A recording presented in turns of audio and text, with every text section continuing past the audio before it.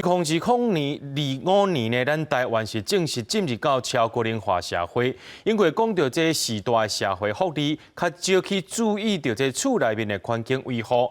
台南市社会局表示讲，这时代厝内面需要甲因贷款的这需求是愈来愈多。2024年年底呢，有先甲这中央申请补助和民间团体来合作，提一寡无判的时代款厝，今年也打算要增加服务的个案。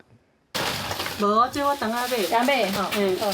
整理师到长辈厝，为今年70岁阿姨倒款物件，各种食顾身体保养、生活用品，还阁有旧的家电，到房间外口衫裤吊柜牌，其实拢穿袂着啊！阿姨捌甲妈妈同齐住伫咧这间4层楼高的透天厝。2年前，因为妈妈过身啊，伊才决心要搬厝来。 看到伊留落来物件会伤心呢，嘿啊，心里会艰苦啦。哎，眼不见为净，哎，爱有人来甲我斗协助，啊，无我嘛唔知要安怎用。用袂着的大型家具，准若无搬厝的厂商、社会局，还阁有环保局、甲整理师斗款斗拼，独居的长辈一个人踮厝内根本无在条款。咱会使理解。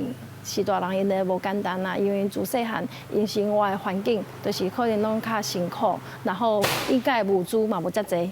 今年各县市老人人口走向超高龄，台南市伫咧2024年，长辈就超过35万人，其中有2700多个拢是独居的长辈。社会局表示，独居长辈伫咧居家环境整理的需求嘛对咧增加。伫阮台南市哦，的时代呢，老人哦。 差不多一档增加8000，两档增加到16000，所以其实哦慢慢来增加。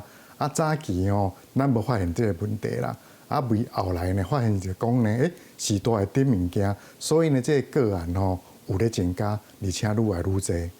台湾伫咧未来的整理市场嘛，走向日本推广年老前的整理。各县市社会局伫咧今年嘛，搁较关注独居长辈的访视，也搁有款厝的需求，要拼超高龄时代嘛，兼顾年老的居住品质。